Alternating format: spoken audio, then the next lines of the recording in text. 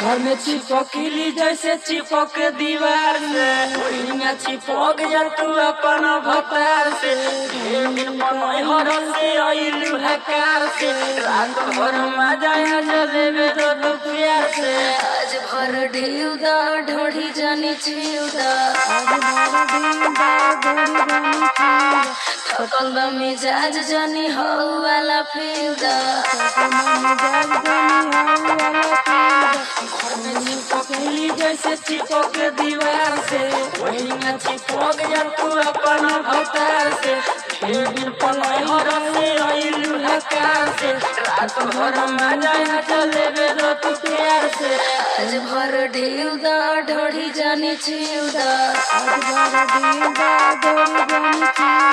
थकल बा मिजाज जानी हो वाला फील दा।